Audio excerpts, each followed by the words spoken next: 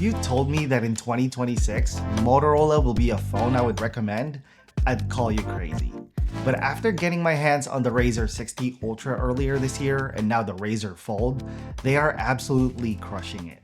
If you've been following the channel for a while, you'd know that I'm a big fan of foldable phones. And the question I want to answer today is simple. How does it stack up against other foldables in the market, and should this be your next foldable phone? But first, please hit that subscribe button. The goal this year is to reach 100K and we have a long way to go. After unboxing the Razr Fold and holding it for the first time, I immediately had a pleasant reaction. I didn't expect to like it as much as I do. It really feels nice to hold in hand.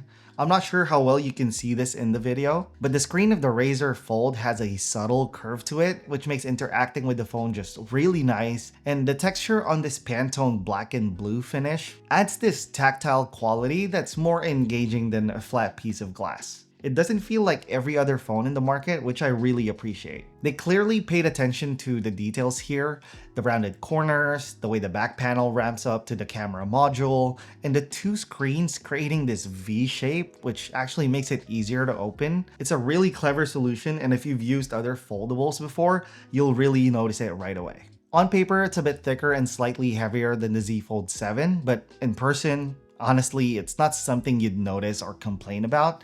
And on durability, it carries an IP48 and IP49 rating, which means it's protected against water and dust. Now, where I do have some questions is the button layout. The volume buttons sit unnaturally high on the device, which just doesn't make sense ergonomically, especially when you're using it as a phone.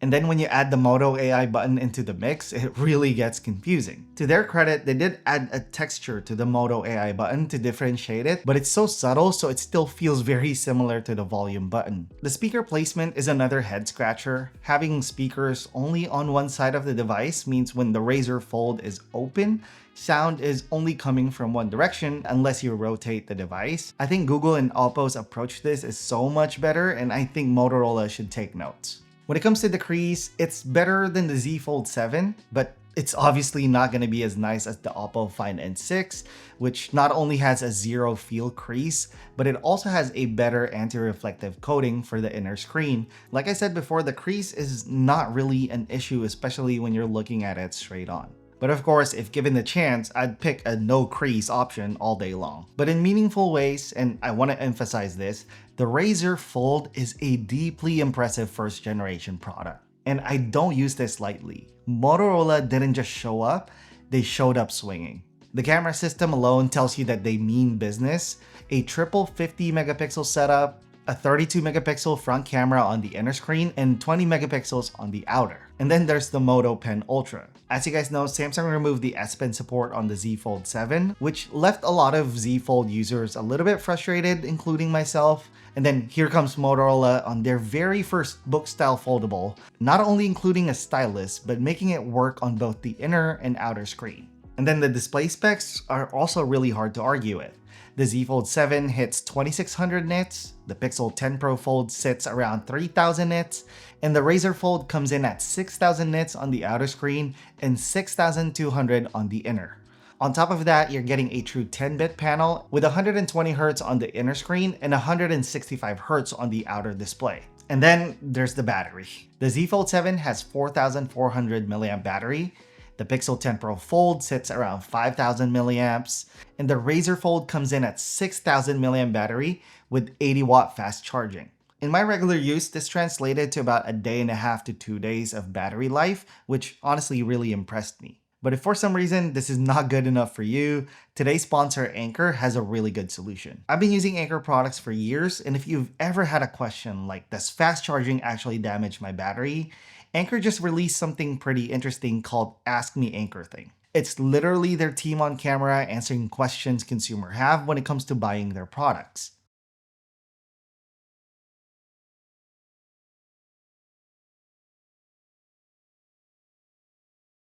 And knowing these answers give me peace of mind when I'm using their Anker Prime chargers. For someone like me who travels with a lot of devices, I have my phone, my tablet, my computer, this usually means 3 chargers, 3 cables, 3 outlets.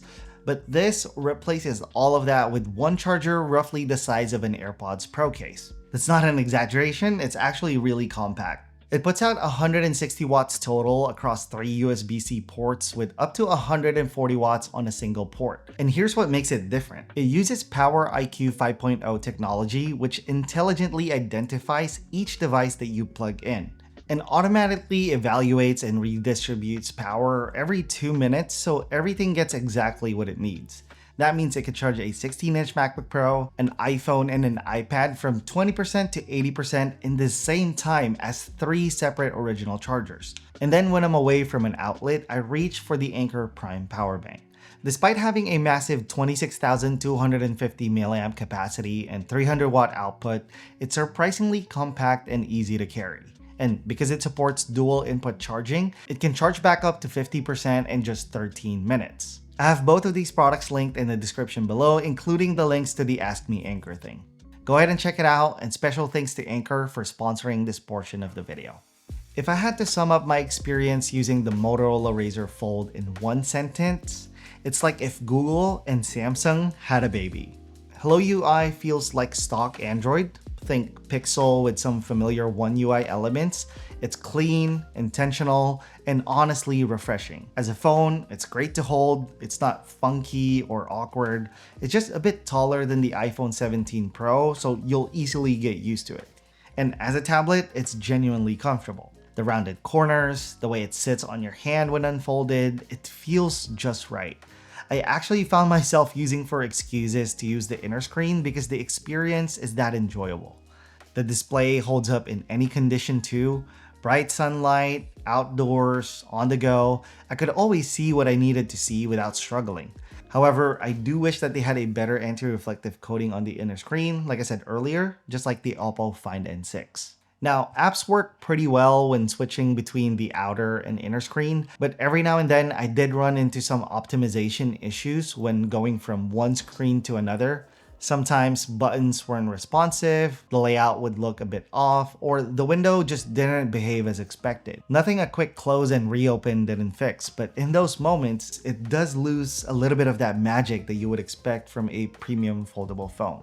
The good news is, this feels very much like something that can be addressed with the software update, and Motorola promises 7 years of that, so fingers crossed. On the contrary, when it comes to consuming content, there's really not much I could complain about. The internal display on the Razr Fold is genuinely impressive. Colors are rich, brightness is excellent in any condition, and the underutilized screen real estate on the top and bottom doesn't really bother me at all when I'm watching content. But where the Razr Fold does something that I didn't expect is the speakers. Motorola partnered with Bose on the audio tuning, and you can hear it immediately. It's clear, it's punchy, and it projects in a way that it feels like the sound is actually coming toward you rather than just out of the device. And I've used a lot of these foldables before. After going through the Z Fold7, the Oppo Find N6, the Pixel 10 Pro Fold, the Razr Fold speakers are the best of the bunch. It's a very noticeable step up in my opinion. As someone who's a big fan of One UI, adjusting to multitasking on the Razr Fold was surprisingly smooth.